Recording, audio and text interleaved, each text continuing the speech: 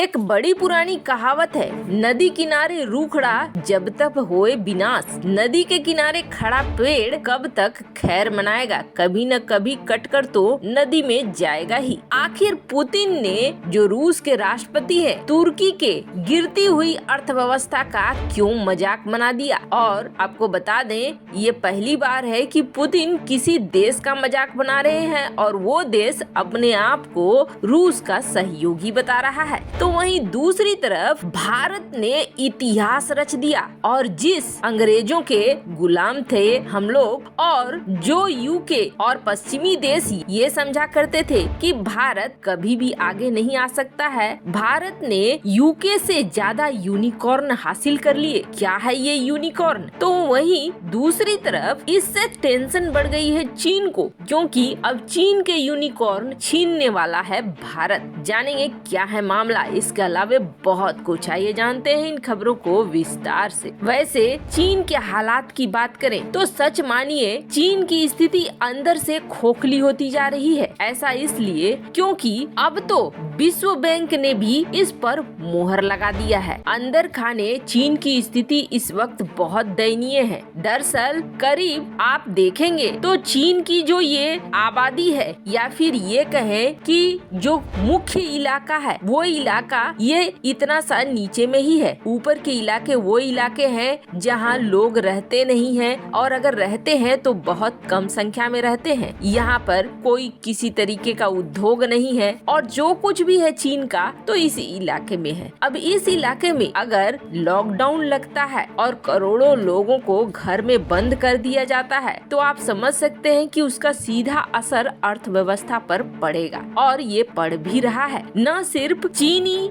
बंदरगाहों पर माल का भंडार लगा हुआ है और ये अभी तक रिलीज नहीं हो रहे हैं। अभी इस वक्त क्रिसमस का समय है और चीनी मालों को अलग अलग जगहों पर पहुंचना है, लेकिन पेंडिंग इतना ज्यादा हो गया है कि ये अभी तक खाली नहीं हो पा रहे हैं, अपने कंटेनर्स को भेज नहीं पा रहे हैं। इन सब के पीछे बड़ी वजह है तो सिर्फ और सिर्फ महामारी, ऊपर से प्राकृतिक आपदाएं, नेचर भी बदला ले रही है। चीन से बाढ़ आ रहा है तो बहुत ज्यादा बाढ़ आ रहा है, तो फिर भूस्खलन हो रहा है। ऐसे में धीरे धीरे खेती भी बर्बाद हो रही है, और ऊपर से चीन ने जो हरकतें की है, दुनिया भर में उसकी बेइज्जती और बदनामी हो रही है, जिसका असर ये हुआ है कि उद्योग के रूप में भी चीन को बड़े झटके मिल रहे हैं। वर्ल्ड बैंक अब साल खत्म हो रहा है, तो ये अनुमान कर रहा है कि अगले साल किन किन देशों की कैसी अर्थव्यवस्था रहेगी। अब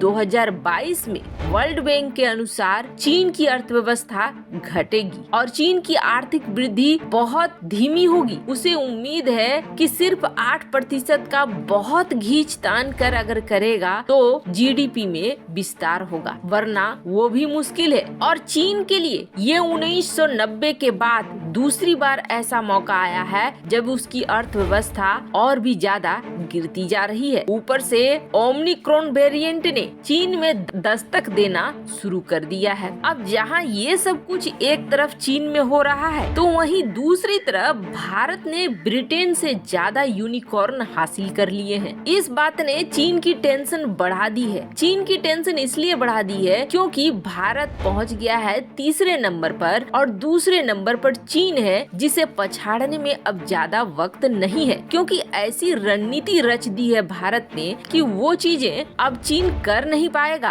और उसके यूनिकॉर्न भी छीने जाएंगे। क्या है ये यूनिकॉर्न, तो आप जान लीजिए। पहले तो ये कि भारत के आसपास के क्षेत्र में न नेपाल के पास यूनिकॉर्न है, न पाकिस्तान के पास यूनिकॉर्न है। जो भारत से ज्यादा इस वक्त यूनिकॉर्न है तो चीन के पास ही है, और पहले नंबर पर आता है अमेरिका। दरअसल अमेरिका ने शुरू से ही इन चीजों को परख लिया कि कंपनियां, स्टार्टअप बहुत मायने करती हैं। नई नई कंपनियां बनाओ, नए नए प्रोडक्ट को बेचने का जरिया ढूंढो, कंपनी बनाओ, कंपनी का विस्तार करो। पहले सरकार फंड भी देती थी। अब अमेरिका की नीति को चीन ने भी अपनाया। चीन ने भी अपने देश में नए नए स्टार्टअप शुरू करवाए, और शुरुआती दिनों में यहाँ तक कि सरकार ने फंडिंग देनी भी शुरू कर दी। ऐसे में अमेरिका के अंदर भी बहुत सारी कंपनी अभी आप देख रहे हैं, पहले तो ज्यादा से ज्यादा कंपनी अमेरिका में ही थी, तो वहीं दूसरी तरफ चीन ने भी अमेरिका की इस पॉलिसी को अपनाया और चीन ने भी कंपनियों का विस्तार किया, चीनी मालों का विस्तार किया, अर्थव्यवस्था बढ़ती चली गई। भारत में जब नई सरकार आई तो भारत सरकार ने भी स्टार्टअप इंडिया कह के एक मिशन को लॉन्च किया और इसमें नई नई कंपनियों को लोन दिया गया, फंड दिया गया। अभी की जो रिपोर्ट आई है उस रिपोर्ट ने सबसे ज्यादा चौंका दिया है। चौंका इसलिए दिया है कि इस रिपोर्ट के अनुसार भारत के पास है 54 यूनिकॉर्न कंपनियां। इसका क्या मतलब है? इसका मतलब है कि 54 ऐसी नई कंपनियां बनी हैं जो $1 बिलियन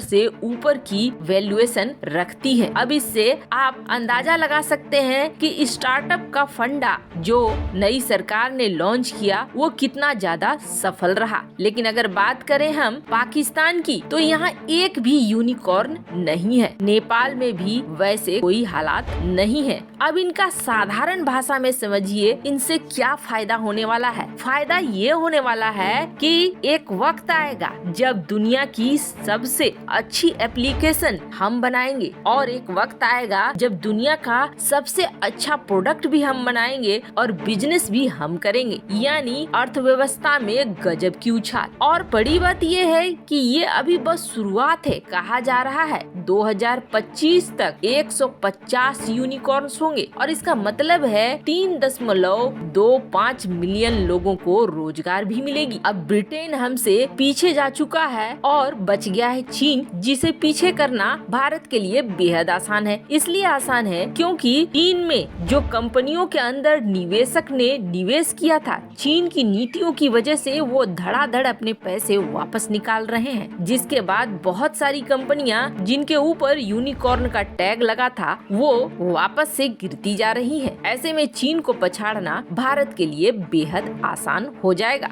तो वहीं दूसरी तरफ हमने आपको कल बताया था कि तुर्की के अर्थव्यवस्था की क्या हालात हैं। अब ऐसे हालात में राष्ट्रपति पुतिन ने खुद मजाक बना दिया तुर्की का। वैसे आपको बता दें तुर्की रूस के साथ अपने सहयोग को बढ़ाना चाहता है। ऐसे में पुतिन का ये बयान बेहद मायने करता है। राष्ट्रपति पुतिन ने ये कहा कि शुक्र मनाओ, जिस तरीके से तुर्की के सेंट्रल बैंक ने किया वैसा हमने तो नहीं किया और हमारी अर्थव्यवस्था अभी भी स्थिर है। शुक्र मनाओ कि हमारी नीतियाँ सही है। वैसे आपको बता दें पुतिन ने ये कहा कि महंगाई हर जगह बढ़ेगी और हमारे देश में भी बढ़ेगी, लेकिन हम अपनी नीतियाँ कभी ऐसे नहीं बनाते हैं जो तुर्की का हाल हो जाए। वैसे तुर्की ने सचमुच हंसने वाला काम ही किया है। उसको दी गई सलाह को न मानते हुए अपने दिमाग से अर्दोगन ने तुर्की का बुरा हाल कर दिया है। लोग खाने पीने के लिए भी तरस रहे हैं। इसी बात को पुतिन दिखला रहे थे कि देखो उनकी नीतियाँ किस हालात में है। वैसे तुर्की का एग्जाम्पल दिया पुतिन ने, ये बहुत बड़ी बात है और ये दिखा रहा है कि तुर्की में सचमुच हालात बहुत खराब है। वैसे आपको क्या लगता है, भारत जल्द ही चीन को भी यूनिकॉर्न के मामले में पछाड़ देगा? कमेंट कर अपनी राय जरूर बताएं। जल्द मिलते हैं अगले वीडियो में नई खबर के साथ।